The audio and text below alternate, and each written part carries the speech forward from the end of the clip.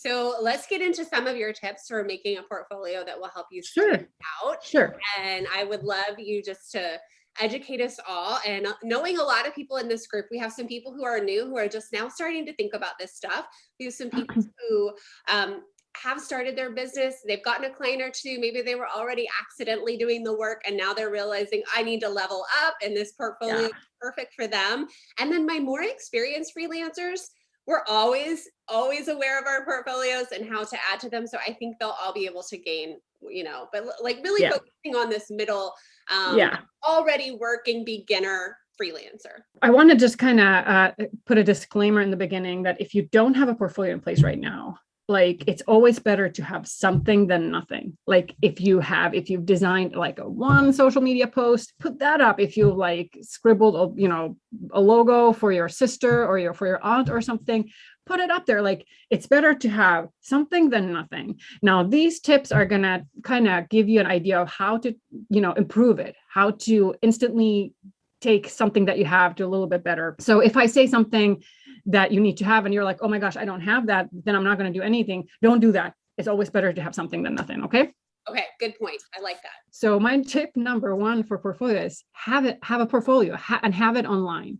So it's so surprising to me that I still come across people who ask, can I just send you a PDF? And I'm always like, no, I'm not going to be like trying to figure out how to open your PDF. You have to have it online. Also, if you want to come out as a professional, like real professional, have a URL dedicated to your name, for example, or like whatever your business name is.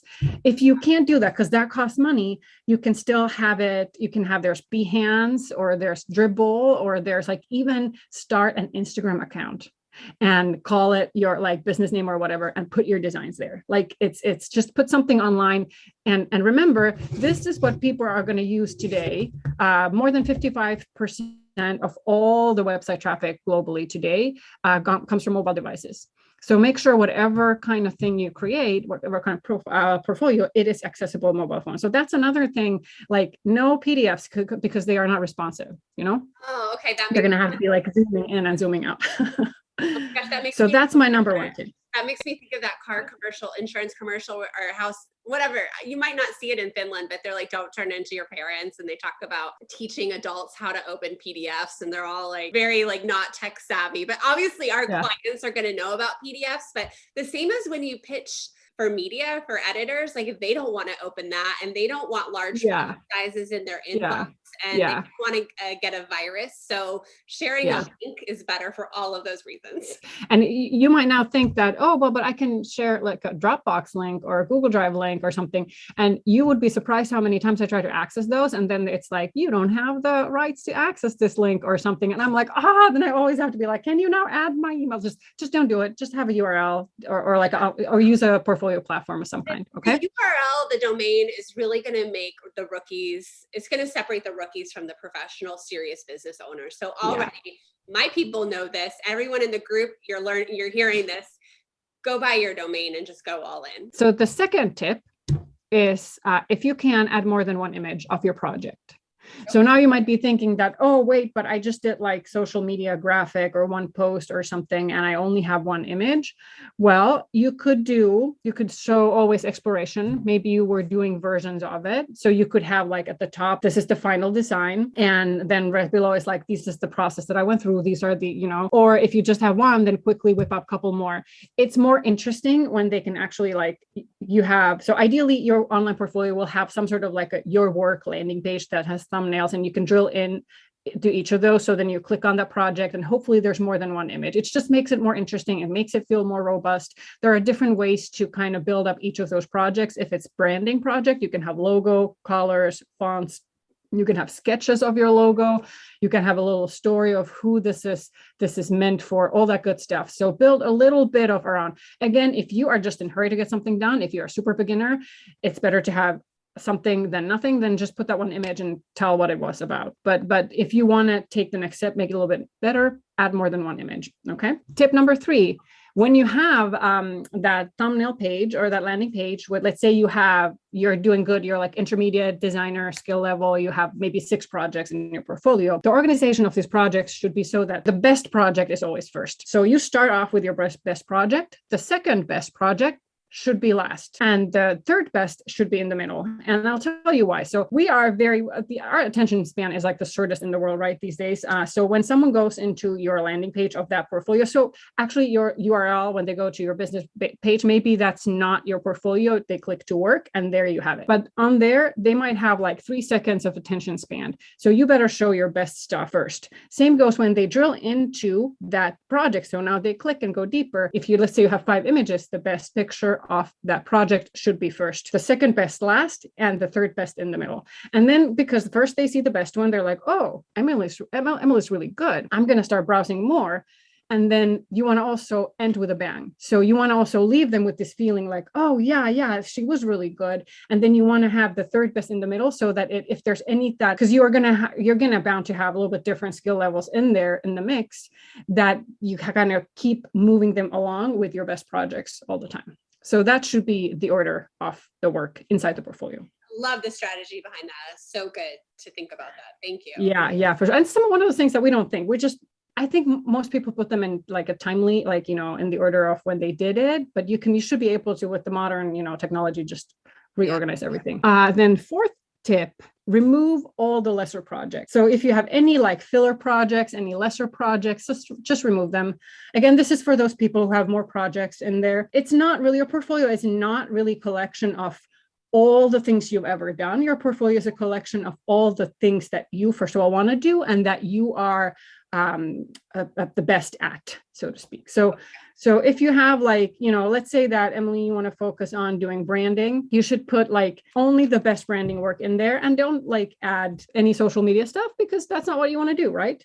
Right. So that kind of goes hand in hand with the next one. So the next tip is add work you love. So remove all the lesser projects and only add the really good ones, and only add projects that you love and want more, because people are going to hire you to do more of that work. So whatever you showcase in your portfolio is the kind of work that people want to hire you to do. What you show is going to come back to you, basically. Want to do social media, don't even put that on there, ladies. And I think all of this can apply to your website as well.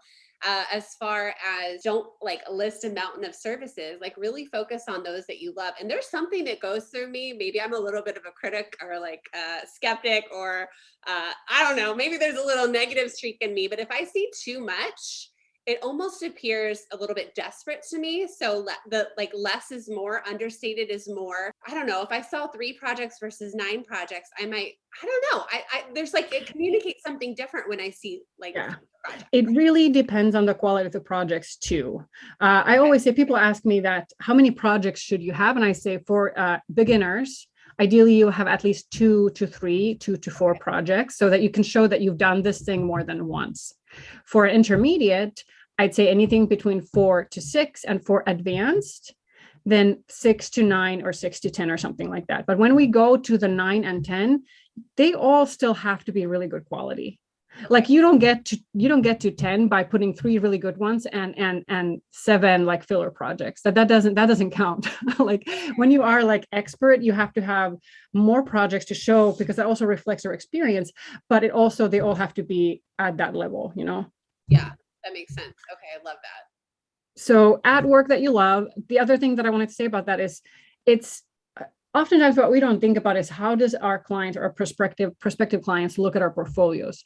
So if you show stuff that you have done, but you don't want to keep doing more, they can't reach your mind. They don't know that Emily is actually wanting to do branding. They assume that because you're showcasing social media, that is what you want to do. Yeah. So because they know that people are smart, they know that portfolio is you're promoting yourself. The other thing is that, again, if you're just starting out and you are desperate for money, like you're just like, I want to do design, but I'm desperate. I'm not ready to nail down a design focus yet. I'm not really ready to niche down. Then, okay, put all 6 projects that you ever worked on, or all 3 projects, because the more diversity that you show, it's likely, like, because you're now kind of advertising your skills. Now someone who's looking for social media might hire you. Now someone who's looking for a branding person might hire you. But that kind of also assumes that you are not expert at anything. You're sort of jack of all trades, but not specializing at anything. And when you're at the level that you can specialize and become an expert, you can also increase your rates. But if you're at the beginning and you're like, I'm willing to to work on with $25 an hour or something. I just need to get, money. I need to put food on the table today. Then the strategy is slightly different than when you're saying like, okay, now I'm going to take my business to the next level. I'm ready to become an expert in this. And I'm going to riff off that because, this is part of my teaching as being a unicorn. I truly believe we don't all just jump into a freelance world super specialized, having the foresight and the knowledge and the vision of what we're going to do. So I teach my students to be well-rounded because many of our jobbies, a lot of online business owners are looking for a well-rounded digital marketing assistant. They want a teammate. So showcasing that set, although we're not talking about like 20 different things, but like focusing it on the key digital marketing aspects that like you can do that make you unique is still a good thing. And you can still be, I'm going to argue, you can still be somewhat specialized within that niche. So think outside the box here, but also what Aino said is gold. Like as you really specialize, that is when you can charge more. And that can happen once you're inside a team and you start promoting and climbing the ladder. That can happen as you start doing more project work and you gain that clarity because you did all of the things. So thank you for letting me have my unicorn moment. Yeah. Oh, absolutely. Absolutely. And when it comes to design, like you said in the beginning, we don't necessarily know what we want to specialize on. So if you put a couple of different things in there, there's likelihood that you get to try a couple of those different things. And maybe you don't get that hourly rate that you want at that point yet, but you're still kind of learning and practicing and you're still figuring out what you want to do.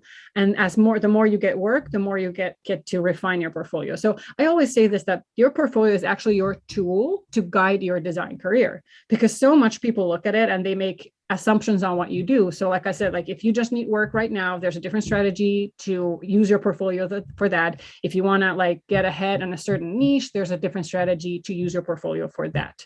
So your portfolio is a living document. You can update it every day. And if you're not looking for like business or freelance type of work, if you're looking for, let's say you want to be a full-time designer at a corporation or a branding agency or something like that, I would recommend that every time you apply for a full-time position, you look at the qualifications. And then before you send your application, you actually update your portfolio to match that. So it has to be, it's like your resume, right? You always rewrite your resume. So portfolio is the same thing, especially if you have a lot of stuff that you could put there, it should always reflect the position that you want. It's also kind of like, when we say about, clothes, that dress for the job you want and not for the job that you have, right? Or something like that. Portfolio is the same way. Like your portfolio should reflect the future and the vision that you want, not the job and the position that you have currently. So it's very aspirational. And you're allowed to be a chameleon and shift things depending on what that position is, if that's what you want. So you kind of... Well, so that was specifically for those who are looking for full-time positions. So if you are like, let's say that I want to be a designer at Google, like I know what Google wants, my portfolio better look like what Google wants, right? And I can update it and change it. And being a designer is great because our work is visual. If you don't have the project that you need to get that job, you can create that. Like you can write yourself a brief and you can create what I call conceptual projects. It's a design concept. It's not an act for actual client. There's a reason to have client projects, but there's also like a good conceptual project always trumps a poor quality client project. Don't ever let your clients' poor design decisions ending up in your portfolio. That's hilarious because this happens with copywriting, it happens with web design. Like your clients get in there and tinker things, so you don't have to submit their version, you submit your version.